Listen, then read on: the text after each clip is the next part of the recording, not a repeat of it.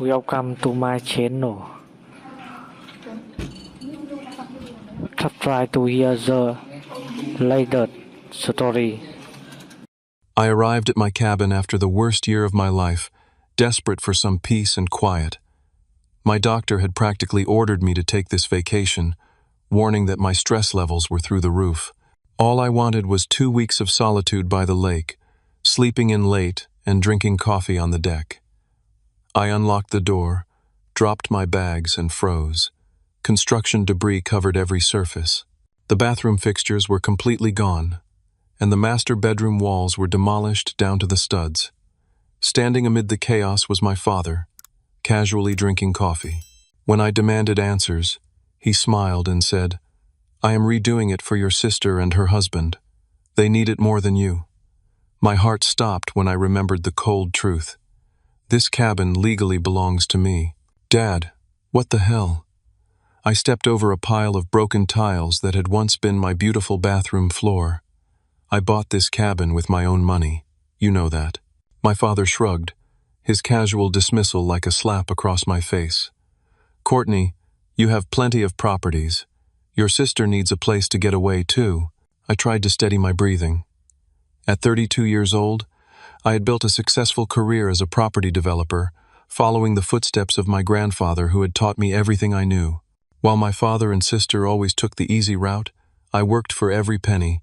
I came here because Dr. Patterson said I needed to rest. My blood pressure is through the roof, my voice cracked with exhaustion. This past year had been a nightmare, losing Jackson Development as a major client, breaking up with Todd after 3 years together, and working 80-hour weeks to keep my company afloat. I looked around at the destruction of my sanctuary. This cabin was special. 3 years ago, I had purchased it as my personal retreat, a place where I could escape the pressures of my high-stress job. Now the antique clawfoot tub lay on its side in the yard. The custom vanity I had installed myself was splintered into pieces. Designer fixtures, which had cost me thousands, were piled up like trash. "Where am I supposed to sleep?" I demanded, gesturing toward the master bedroom where even the wall framing was exposed. Before my father could answer, the front door swung open. My sister Heather walked in, her husband James right behind her. They stopped short when they saw me. "Courtney, we thought you were coming tomorrow." Heather's voice was high and nervous. Surprise. I was too shocked to manage much else. James stepped forward, extending his hand like this was his place to welcome me to. "Your dad's been working hard. Wait until you see the plans." "Plans?" I turned back to my father. "What plans?" He pointed to a roll of blueprints on the kitchen table. I unrolled them with trembling hands. There, in professional drafting, was a complete redesign of my cabin. My bedroom had been converted into a nursery. A nursery? I looked up at Heather, who was now beaming and resting her hand on her stomach. "We were going to tell everyone next week," she said. "We are having a baby." In any other circumstance, I would have been thrilled for my sister. But standing in the wreckage of my personal sanctuary, watching my family act as if they had every right to take what was mine, all I felt was a cold, hard knot of betrayal forming in my stomach. The next morning I woke up cramped and uncomfortable on the couch in what was left of my living room. The sound of hammering had started at 7. I pulled my pillow over my head, but it was no use. Sleep was impossible. I stumbled to the kitchen to make coffee, finding my father and James already there, speaking in hushed tones. They fell silent when they saw me. "Morning, Courtney," my father said, too cheerfully. "Sleep well?"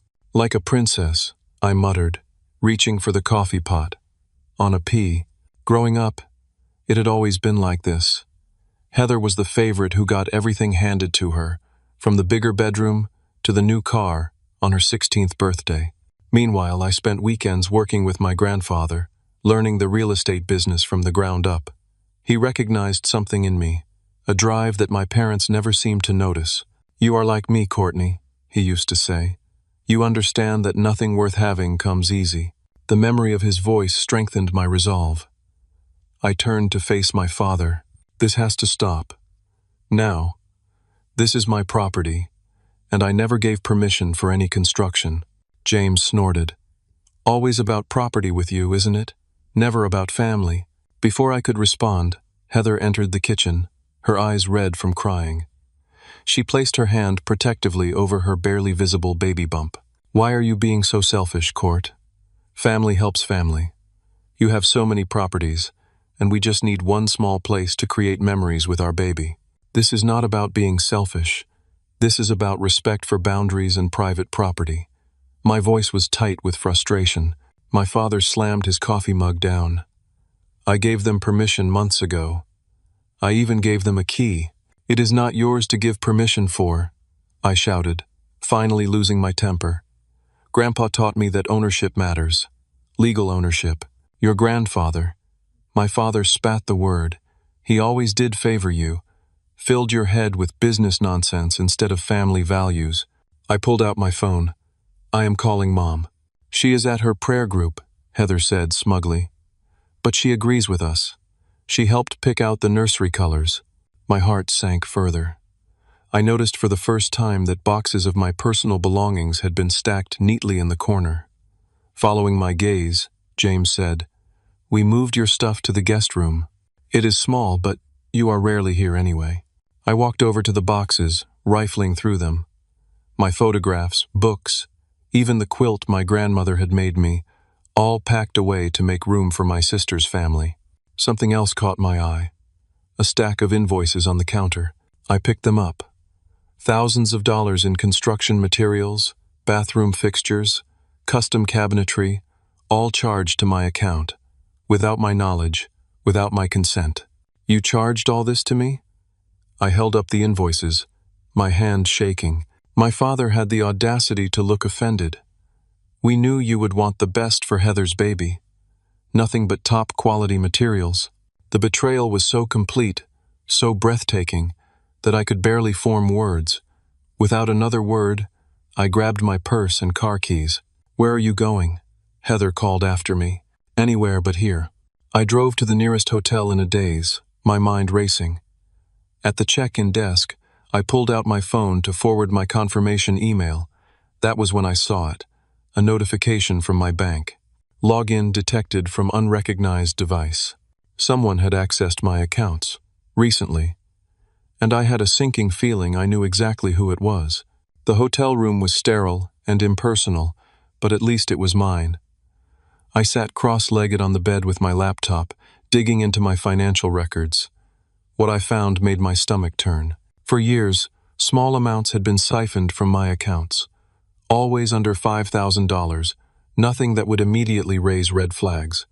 But together, they told a story of systematic exploitation.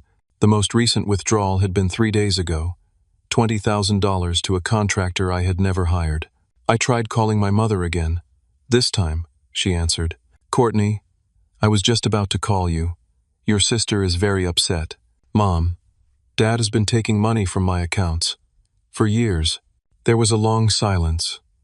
Then, "Your father manages some investments for you. That is all." "No, Mom, that is not all. He has been stealing from me, and now they are destroying my cabin." "Stealing is a very strong word, Courtney. He is your father." Her voice took on the martyr's tone I knew so well. "You have so much. Why cannot you share? Your sister is having a baby." I closed my eyes, summoning patience. Having a baby does not entitle her to take what is mine. "Family helps family," my mother said, echoing Heather's earlier words. After I hung up, I sat in stunned silence.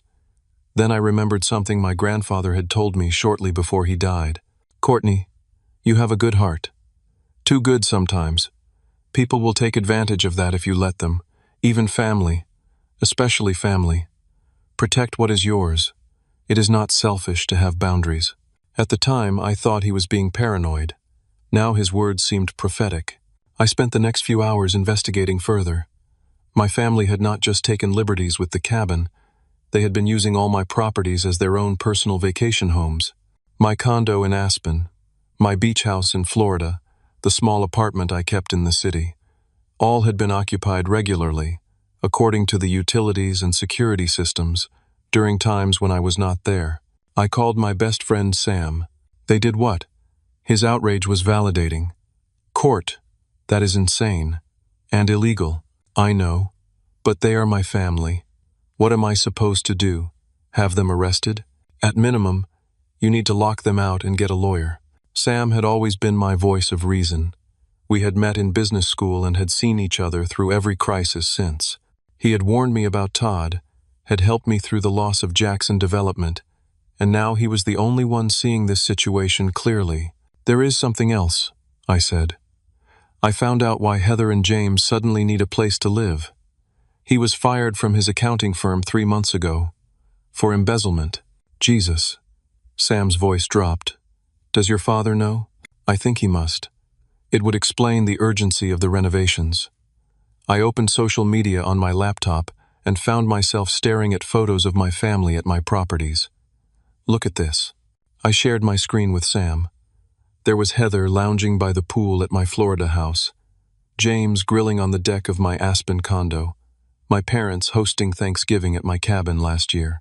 All posted publicly with captions like family vacation at our lake house and holiday traditions at the family cabin. They have been pretending my properties are family properties, I said, the realization hitting me like a physical blow. All this time. After talking with Sam, I called my therapist, Dr. Winters, and scheduled an emergency session. I had been seeing her since my breakup with Todd, and she had helped me recognize patterns in my relationships. Now, sitting in her office, I poured out the whole sordid story. This isn't new behavior, is it? She asked when I had finished. I thought about it. No. They have always taken from me. I just never saw how systematic it was. Boundaries are especially difficult with family, she said. We're conditioned to believe that family gets unlimited access to us, our resources, our lives. So what do?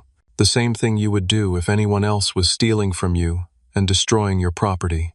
You protect yourself. I left her office with a clear plan. First, I would secure all my properties. Then I would consult a lawyer. But when I returned to my hotel room, I found something that changed everything. An email notification about a document sent for electronic signature. A document I had never seen. It was a deed transfer for my cabin, from me to Heather and James. And at the bottom was my signature, a signature I had never provided. My own father had attempted to forge my name on a legal document. I sat frozen, staring at the forged document. This went beyond family overstepping boundaries. This was criminal fraud. With shaking hands, I called my father. I know what you did, I said when he answered. Courtney, I am in the middle of something. You forged my signature on a deed transfer. That is a felony, Dad. A long pause. That document was just a draft, to show you what we were thinking. A draft with my forged signature? Do you think I am an idiot? He sighed heavily, as if I was being unreasonable. Everything stays in the family this way. What is the difference if the cabin is in your name or your sister's? The difference is about $400,000, and the fact that it is mine. I was shouting now. I bought it. I pay the taxes. I maintain it. And we are family. Family property stays in the family. It is not family property. It never was. The conversation went in circles until finally, I hung up. Less than an hour later, Heather called. Daddy told me what you said. I cannot believe you would threaten your own family with legal action. I took a deep breath. Heather, what is really going on? Why do you suddenly need my cabin? There was a long silence, then a muffled sob. Everything is falling apart, Court. James lost his job. There were irregularities in the accounts he managed. They are not pressing charges, but he can never work in finance again. We had to short sell our house. We are ruined. The admission should have softened me, but it only confirmed my suspicions. So the plan was to take over my cabin, make it your permanent residence? Daddy said, you would never have to know, that we could handle everything. By forging my signature and stealing from my accounts, that was the plan? You have so much, Courtney. You have always had everything handed to you on a silver platter. The irony of this statement was so profound I actually laughed. Are you serious right now? I worked for everything I have. Nights, weekends, holidays, while you were partying through college on Mom and Dad's dime. That is not fair. No, it is not fair. None of this is fair. I ended the call, my resolve hardening. Over the next 2 days, My phone blew up with messages from extended family members, aunts, uncles, cousins, all pressuring me to do the right thing for my pregnant sister. It was clear my parents had been spreading their version of events, casting me as the villain. My Uncle Frank called to tell me he was disappointed in my selfishness. My Aunt Carol suggested I needed psychological help, that my obsession with money was unhealthy. My cousin Blake, whom I had always been close to, texted that he could not believe I would put property before family. Through a mutual friend, I learned my father had been telling people I was having a mental health crisis brought on by my breakup with Todd, that I was not thinking clearly, that the family was just trying to help me by taking over management of my assets. When my father called again, his tone had changed from conciliatory to threatening. "You need to stop this nonsense, Courtney. Drop it now, or there will be consequences." "What consequences, Dad? Are you threatening me now? I am warning you that you are about to be cut off from this family forever. Is that what you want? Over a cabin?" The emotional manipulation was so transparent now that I could see the pattern. It is not just about the cabin. It is about years of taking what is mine without permission. It is about forging my signature. It is about lies. "If that is how you feel, you are no daughter of mine." He hung up. I sat in my hotel room, feeling strangely calm. I had just been disowned, yet I felt lighter than I had in years. I decided to go to my office, the one place that had always been entirely mine. As I reviewed contracts and caught up on emails, trying to distract myself, I discovered more unauthorized access. Someone had been in my business accounts as well. Small discrepancies in billing, client payments redirected, expense reports inflated. A knock at my office door startled me. It was my mother, with Father Gregory from her church. "Courtney, we are here to help you find peace," my mother announced. The priest nodded solemnly beside her. "By ambushing me at my office? By reminding you of the commandment to honor your father and mother," Father Gregory said. "Your family is concerned about you." "My family is concerned about losing access to my money," I retorted. My mother gasped. "How dare you? After all we have sacrificed for you." The conversation deteriorated from there, ending with my mother in tears, and Father Gregory suggesting I seek spiritual counseling for my hardened heart. After they left, my assistant, Jamie, approached hesitantly. I could not help overhearing. "Are you okay?" I nodded, too drained to speak. "There was a man looking for you yesterday," Jamie continued. "He would not give his name, but he said he was a friend of your cousin Ryan." Ryan was another relative I had not heard from in years. Last I knew, he had moved across the country after a falling out with the family. I had been too young to understand what happened at the time. "Did he leave a message?" Jamie handed me a note with a phone number. "Just this. He said to tell you that history repeats itself." I called the number that evening from my hotel room.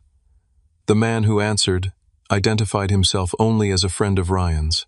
"He saw a social media post about your sister moving into your cabin. He thought you should know this is not the first time your family has done this." "What do you mean?" "Ryan inherited property from your grandfather too.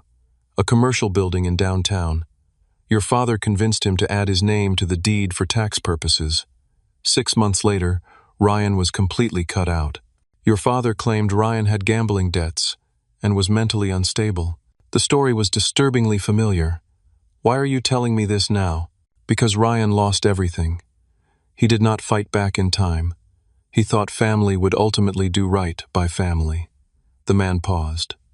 "He does not want to see history repeat itself." After the call, I sat in silence, processing this new information.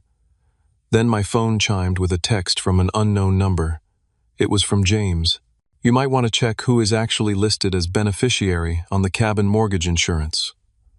Oops, I pulled up the documents immediately. Sure enough, the beneficiary had been changed from me to Heather and James. If anything happened to the property, they would receive the insurance payout. But the text revealed something else. They were getting desperate, and desperate people make mistakes. The next morning, I received an anonymous email with attached documents showing that my father and James had already used my properties as collateral for loans to pay off James's legal debts. They had not just been planning to take my cabin, they had already leveraged it and my other properties without my knowledge. The pieces all fell into place. This wasn't just about providing a home for Heather's baby. This was about covering up financial fraud on multiple levels, and I had almost been their perfect victim. The next morning, I made an appointment with Judge Walter Harris, retired. He had been my grandfather's closest friend and mentor. At 84, he was still sharp as a tack, and he did not mince words. "Your grandfather would be turning in his grave," he said after I explained the situation. Bernard was a firm believer in family, but he also believed in consequences. We sat in his home office, surrounded by law books and family photos. One showed him and my grandfather on a fishing trip, grinning like schoolboys. "What would you do, Judge Harris?" His eyes, faded blue behind thick glasses, met mine directly. "I would fight like hell, Courtney. Not just for the properties, but for the principle. What they are doing is not just immoral, it is illegal." He helped me connect with Patricia Lawson, one of the top property attorneys in the state. I met her that afternoon, bringing all the documentation I had gathered. Patricia was a no-nonsense woman in her 50s who listened intently, taking meticulous notes. When I finished, she looked up with steely determination. "This is one of the most egregious cases of financial exploitation I have seen outside of elder abuse. We are going to shut this down immediately." "They are still my family," I said, feeling a twinge of doubt. "Family does not commit fraud against family," Patricia replied firmly, "and they are counting on your emotional attachment to continue taking advantage of you." She outlined a strategy. First, a full audit of my finances to document every unauthorized transaction. Second, securing all my properties with new locks, security systems, and legal notices. Third, cease and desist letters to prevent further damage or access. "And then?" I asked. "Then we evaluate whether criminal charges are appropriate or if civil action will suffice." She gave me a compassionate look. "I know this is difficult, but protecting yourself is not wrong, Courtney." Over the next 3 days, I worked with a team Patricia assembled. A forensic accountant tracked every penny that had been misappropriated over the years. The total made me dizzy. Nearly $300,000. Security specialists changed locks and installed cameras at all my properties. Legal assistants prepared documentation and notices. I stayed at a different hotel, not telling anyone where I was. But the text messages and voicemails continued. My mother pleading, my father commanding, Heather crying, James threatening vaguely about regrets if I continued. I did not respond to any of them. Instead, I focused on reclaiming what was mine. I visited each of my properties with the security team, feeling a sense of renewal as each was secured.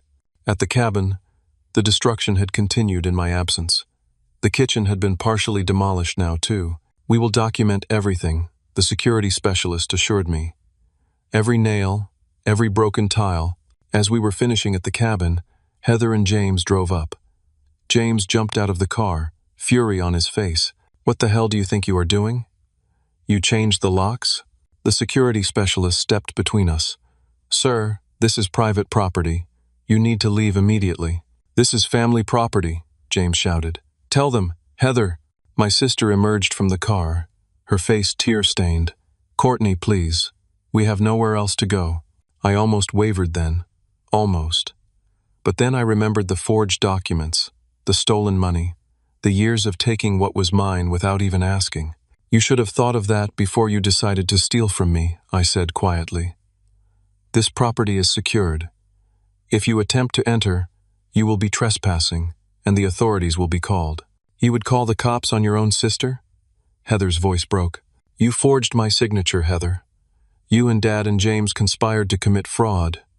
What did you think was going to happen?" James lunged toward me, but the security guard blocked him. "Sir, step back now, or we will call the police." "This is not over," James hissed as he retreated. "Not by a long shot." They drove away, and I felt a strange mix of sadness and relief. That evening, back at my new hotel, I received a call from the security company. There had been an alert at my Aspen property. "The cameras caught someone trying to access the property," the operator told me. "We have alerted local authorities." When I checked the security feed remotely, I saw James again, this time trying to break in through a back window. The police arrived before he could gain entry. The next morning, Patricia called with another discovery. "Your family has been renting out your properties on Airbnb and keeping the income," she said. "We found listings for all 4 properties going back 18 months. I pulled up the Airbnb app and searched for my properties. There they were, listed under an account called Family Retreats LLC. Professional photos, glowing reviews, rates that undercut the local market. They had been using my properties as an under-the-table business venture." "How much?" I asked, dreading the answer. "Based on the booking history we can see, close to $100,000 in rental income, none of which was reported to the IRS, by the way. The betrayal was so complete it had become almost absurd. I thought of all the times I had called ahead before using my own properties, not wanting to inconvenience my family if they had made plans. All the times I had paid for repairs and upgrades, believing I was maintaining my investments. All the while, they had been profiting from my generosity. That was when I knew there could be no more half measures. It was time to reclaim everything that was mine and establish boundaries that could not be crossed. With Patricia's guidance, I made the decision to move forward with formal legal action." "Are you sure about this?" Sam asked when I told him my decision. "Once you go this route, there may be no coming back for your family relationships." I looked out the hotel window at the city below. "What relationships, Sam?" "Real relationships are not built on exploitation. My family sees me as a resource to be used, not a person to be respected." He nodded slowly. "Then do what you need to do. I am with you all the way." The next day, my father appeared at my office, unannounced. He had brought his own attorney, a nervous-looking man who kept checking his watch. "This has gone far enough," my father announced. "We need to resolve this like family." "We are past that, Dad. Your mother is heartbroken. Your sister can barely get out of bed. Is that what you wanted?" I did not respond to the guilt trip. "What do you want?" "A compromise," his attorney interjected. "Your father proposes that you sign over just the cabin and 2 other properties to a family trust. In return, all other matters will be considered resolved." I actually laughed. "After everything, you still think you are in a position to make demands?" "No. There will be no compromise on theft and fraud." My father's face darkened. "You ungrateful little." "I think we are done here," I said, standing. "Patricia will be in touch with your attorney." As they were leaving, my father turned back. "You will regret this, Courtney. The family is all you have. When you have driven everyone away with your selfishness, what will you have left?" "Self-respect," I answered, "and everything that is legally mine." Later that day, a childhood friend, Amy, reached out. We had grown up next door to each other but had drifted apart after college. "I saw Heather's posts about you on social media," she said. "I wanted to check if you were okay." I braced myself. "What is she saying? That you are having a breakdown? That you are vindictively making your family homeless because of some business setback?" Amy hesitated. "But that does not sound like you at all." I told her the truth, all of it. When I finished, she was quiet for a long moment. "I am not surprised," she finally said. "I remember how they always took your things, even when we were kids. Your bike that your dad gave to Heather, your college fund that mysteriously got smaller because your parents had emergency expenses, the family vacation home that was supposedly for everyone but somehow you were never allowed to use. Her validation meant more than I could express. You remember all that?" "Of course I do.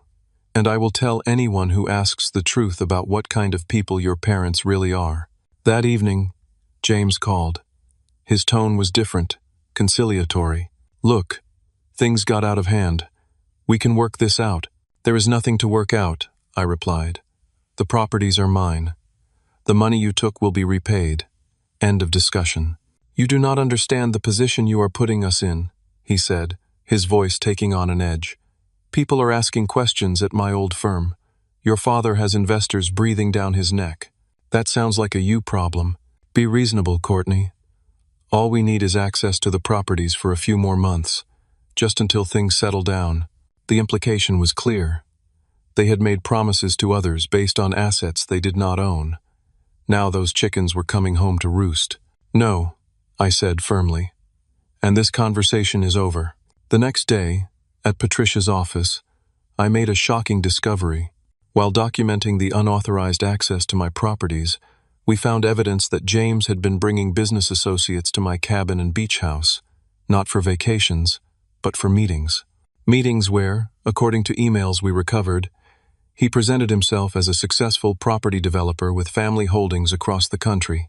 He was using your properties to create a false impression of success and wealth, Patricia explained, to attract investors and clients. For what? Based on these emails, some kind of investment scheme, promising returns that seem implausible. I felt sick. Not only had my family been stealing from me, but they had been using my properties to potentially defraud others as well. What happens now? I asked. Patricia laid out several documents on her desk. Now we take definitive action. These are formal cease and desist letters for each family member involved. These are notices of trespass for all your properties. And this, she pointed to a thicker document, is a formal complaint we will file with the district attorney's office regarding the forgery and fraud. I took a deep breath. And you think this is necessary? Given the escalating nature of their behavior and the potential involvement of third parties? Absolutely. I signed where she indicated. As I did, I remembered my grandfather's words again. Protect what is yours. It is not selfish to have boundaries. For the first time in weeks, I felt like I was honoring not just his advice, but also my own worth. I was no longer willing to be the family ATM, the easy mark, the one who could be manipulated through guilt and obligation. I was taking back what was mine. All of it. The family meeting was set for Saturday morning at Patricia's office. I arrived early, my stomach in knots despite my resolve. Sam came with me for moral support, waiting in the reception area. On his advice, I had dressed professionally, armor against whatever emotional tactics my family might employ. My parents arrived first, my father bristling at the formal setting, my mother dabbing at her eyes with a tissue. Their attorney, the same nervous man from before, clutched his briefcase like a shield. Heather and James came 10 minutes late, a power play that fell flat when Patricia simply delayed the start time without comment. Heather looked pale, her pregnancy now visibly showing. James wore an expression of barely contained anger. Patricia began by laying out the documented evidence. Bank records showing unauthorized withdrawals, the forged deed transfer, documented property damage, the Airbnb listings and income, emails discussing the use of my properties for James's business meetings. Before we proceed further, Patricia said, my client is willing to consider a settlement agreement that would prevent this matter from escalating to criminal charges. My father scoffed. Criminal charges? For a family misunderstanding? Patricia slid a folder across the table. Forgery is a felony in this state, Mr. Taylor. So is fraud. There is nothing to misunderstand about that. His attorney, after reviewing the documents, whispered urgently in my father's ear. The color drained from his face. This is ridiculous, James interjected. After all we have done for you, Courtney. All the support over the years. What support exactly? I asked, finding my voice. The support of taking my money without permission? The support of using my properties as your personal vacation homes? The support of trying to steal my cabin out from under me? We are family, my mother said tearfully. Family helps family. Family does not steal from family, I countered. Family does not forge signatures.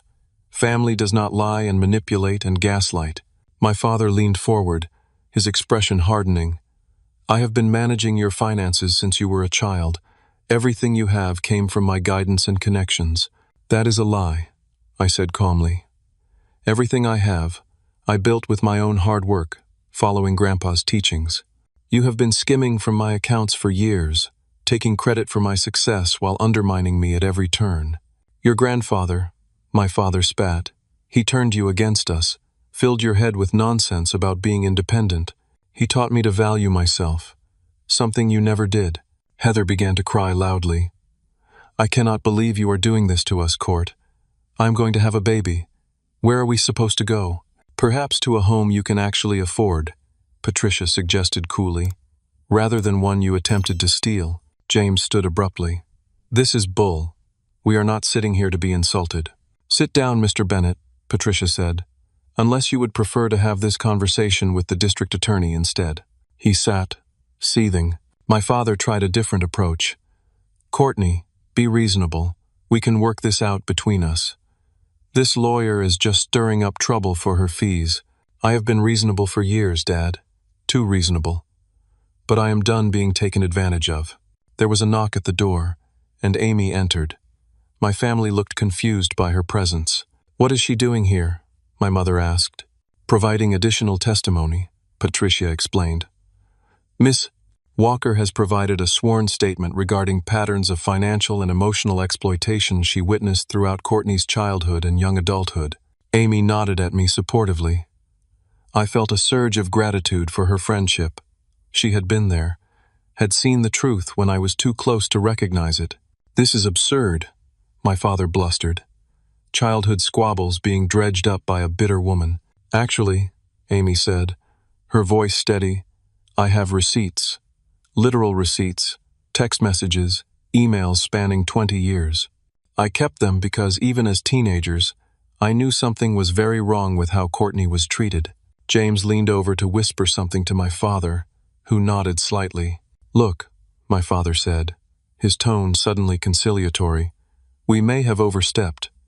In our eagerness to help Heather and James in their time of need, perhaps we took some shortcuts. Shortcuts? I repeated incredulously. Is that what you call forgery and theft now? Poor choice of words, his attorney interjected quickly. Mr. Taylor acknowledges that mistakes were made. We would like to discuss a reasonable settlement. Patricia outlined the terms.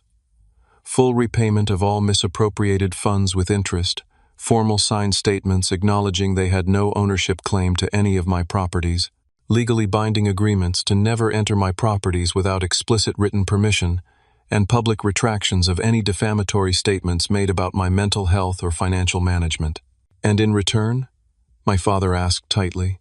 In return, Miss Taylor will not pursue criminal charges at this time. This is extortion, James said. No, Patricia corrected. This is restraint. My client would be well within her rights to pursue this matter criminally.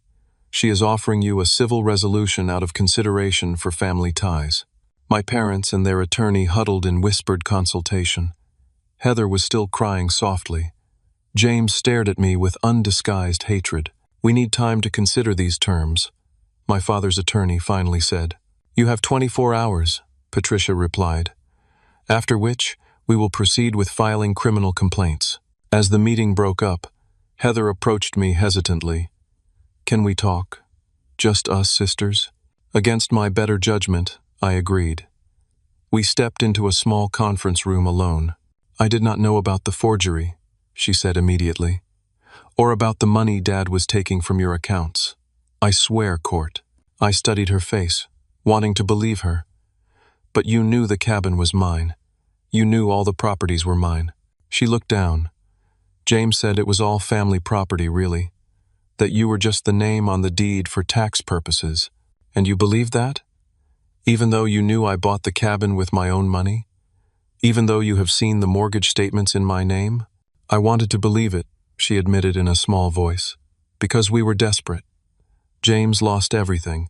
His reputation, our savings, our house. When Dad suggested we could use the cabin, it seemed like a lifeline. For the first time, I felt a flicker of compassion for my sister.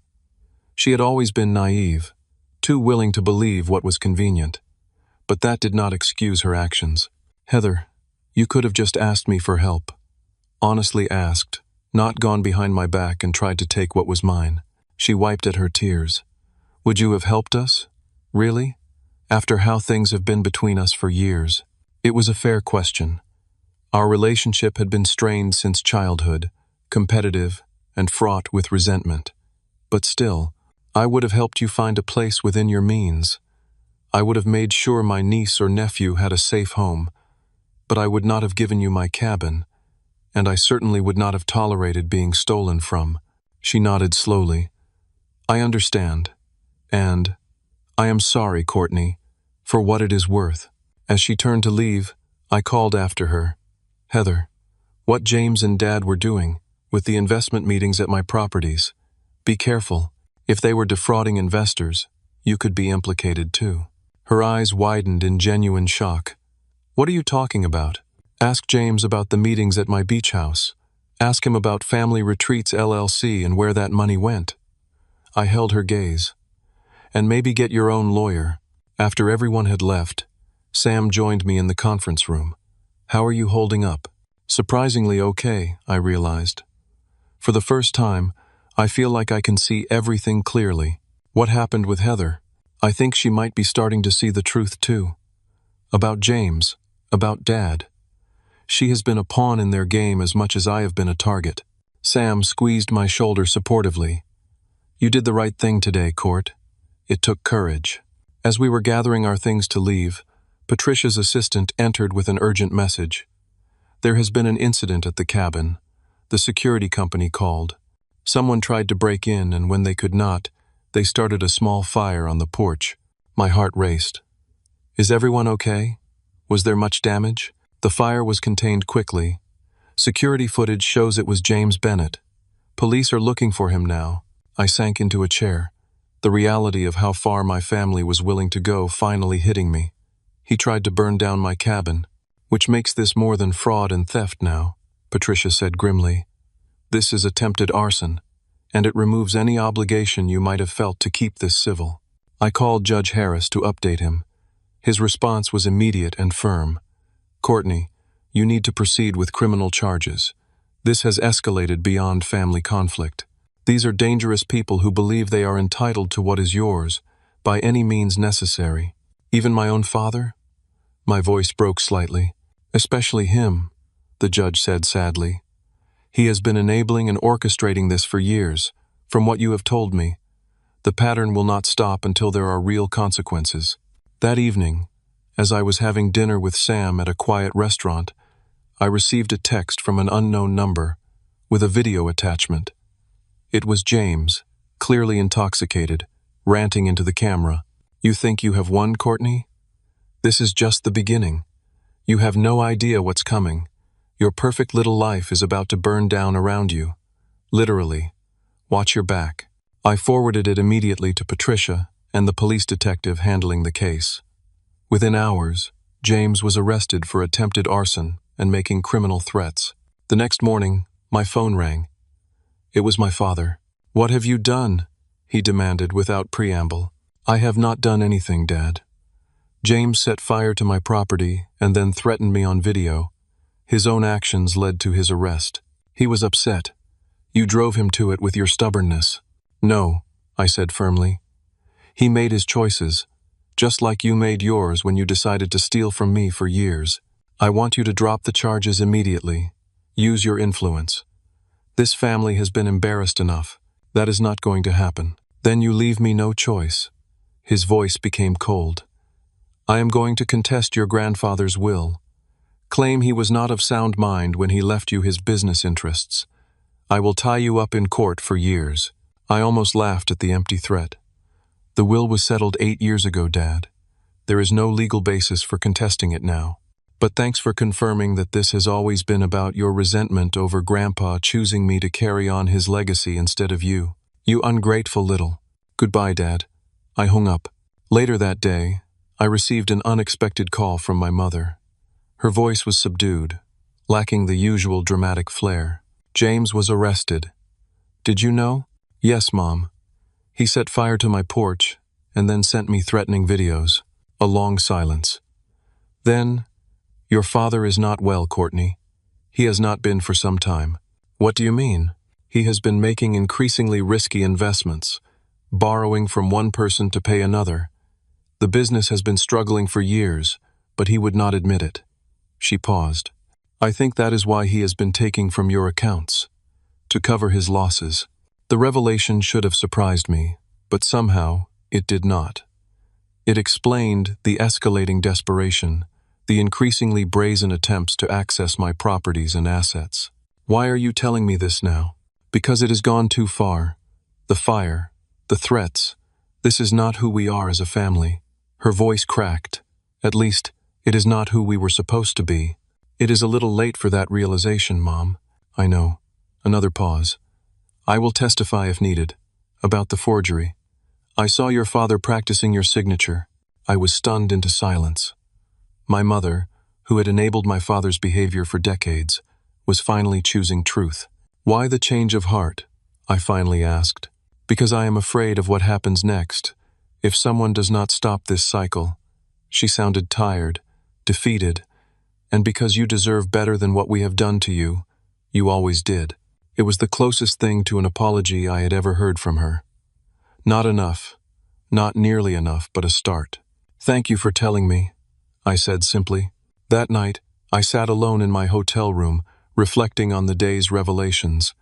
My father's financial desperation, my mother's belated honesty, Heather's confusion, James's rage. A family built on lies and exploitation, now crumbling under the weight of truth. I felt grief for what we could have been, but also a strange sense of liberation. The truth, painful as it was, had finally set me free. My phone buzzed with a text from Patricia. Get some rest. Tomorrow we finish this. And for the first time in weeks, I slept deeply, without dreams. 1 year later, I stood on the deck of my fully restored cabin, coffee mug in hand, watching the sunrise over the lake. The morning air was crisp, carrying the scent of pine and possibility. The legal proceedings had concluded months ago, more quickly than anyone expected. Once faced with the overwhelming evidence and the additional charges stemming from the arson attempt, my father and James had accepted plea deals. My father received probation and mandatory financial counseling, along with a restitution order for the full amount he had taken from me over the years. James served 6 months in county jail for the attempted arson and was now on strict probation. The cabin renovation was complete, but in my own vision this time. Gone were the garish colors and impractical design my sister and James had planned. In their place was a space that truly reflected me. Warm woods, natural stone, large windows framing the lake views. My sanctuary, reclaimed and renewed. My phone chimed with a text message from Heather. Still on for lunch today?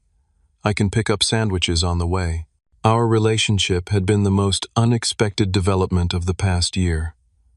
After the initial shock and anger subsided, my sister had reached out, asking to talk without James or our parents present.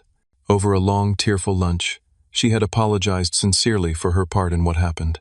She had filed for divorce from James soon after his arrest, unable to ignore his role in the escalating situation and the other deceptions that came to light during the investigation. Now 5 months old, my nephew Lucas was a sweet, curious baby who already seemed to love the lake as much as I did. Heather and I were rebuilding our relationship slowly, one honest conversation at a time. My father and I remained estranged. His pride would not allow him to offer a genuine apology, only justifications and minimizations. My mother vacillated between respecting my boundaries and attempting to broker a reconciliation. I maintained polite but distant contact with her, still processing my feelings about her years of enabling behavior, followed by her 11th hour honesty. The legal settlement had included the establishment of a legitimate family support fund, professionally managed with strict oversight. Family members could apply for assistance for genuine needs, medical expenses, education costs, emergency housing. But the fund had clear guidelines and accountability measures. No more blank checks, no more exploitation disguised as family helping family. Judge Harris had called it a compassionate but prudent solution, addressing my lingering sense of obligation to my family while protecting me from further financial abuse. My business had thrived in the aftermath of the conflict, partly because I was no longer hemorrhaging money to my family's schemes. I had launched a new division focused on helping others protect their assets and establish healthy financial boundaries, especially with family members. The Family Finance Peace seminars had become unexpectedly popular, showing me that my experience was far from unique. Sam joined me on the deck, handing me a plate of breakfast. Our friendship had deepened through the ordeal, his unwavering support giving me strength when mine faltered. "Penny, for your thoughts?" he asked, leaning against the railing beside me. "Just reflecting," I replied. "A year ago, I thought I had lost everything. My family, my sanctuary, my peace of mind. And now, I gestured toward the lake, the cabin, the clear blue sky. Now I understand what my grandfather was trying to teach me all along, that protecting what is yours is not selfish, that boundaries are not walls, but foundations. He would be proud of you, Sam said quietly, not just for fighting back, but for how you did it, with integrity. Later that day, Heather arrived with Lucas and the promised sandwiches. We sat on the new dock, feet dangling in the cool water, watching boats pass in the distance. "I saw Dad yesterday," she said cautiously. "He asked about you. And what did you tell him?" "The truth. That you are doing well, that you are at peace." She adjusted Lucas on her lap. "He misses you, in his way, though he will never admit it." I nodded, not trusting myself to speak. The hurt was still there, but it had dulled with time, with distance, with the healing power of truth and boundaries. "I want Lucas to know his aunt," Heather continued. "To learn from you the things I wish I had learned sooner. About hard work, about standing up for yourself, about healthy boundaries." "I would like that," I said sincerely. "And maybe someday, when Lucas is older and Dad has had more time to reflect, there could be some kind of reconciliation. Not forgetting, but moving forward." I squeezed her hand. "Maybe, but that day is not today, and it may never come, and that has to be okay too." She nodded in understanding. One day at a time. That evening I hosted a small gathering at the cabin. Sam was there, along with Amy, Jamie from my office, Dr. Winters, Judge Harris, and Patricia. People who had stood by me, who had believed in me, who had helped me find my strength when I thought it was lost. As we raised our glasses in a toast to new beginnings, I looked around at these faces, at my beautifully restored cabin, at the peaceful lake beyond. I had lost the illusion of family unity, but I had gained something far more precious: self-respect, clear boundaries, and relationships built on mutual respect rather than exploitation. My grandfather had been right all along. Nothing worth having comes easy. Not success, not self-respect, not healthy relationships. But the struggle makes the victory all the sweeter. The next morning, alone again in my sanctuary, I sat down to write in the journal Dr. Winters had suggested as part of my healing process. The entry began, "Today marks 1 year since the day I stopped being a victim and started being an advocate, for myself first, and now for others. I had learned through pain and betrayal that family is not just about blood ties or shared history. True family, whether born or chosen, supports your growth rather than exploiting your success, respects your boundaries rather than trampling them, and celebrates your strength rather than trying to diminish it." As I closed my journal and looked out at the sun sparkling on the lake, I felt a profound sense of gratitude. For the grandfather who taught me to value myself, for the friends who stood by me in my darkest hours, for the hard lessons that had ultimately set me free, and most of all, for my own courage in finally saying, "Enough, this is mine, and I am worth protecting." Have you ever had to establish boundaries with people close to you? How did you find the strength to stand up for yourself, and what did you learn from the experience? Please share your thoughts in the comments below. And if this story resonated with you, hit that like button, subscribe to hear more stories of triumph over adversity, and share it with someone who might need to be reminded that setting boundaries is not selfish, it's essential for well-being. Thank you for listening. And remember, protecting what is yours is not just about property, it's about honoring your own worth.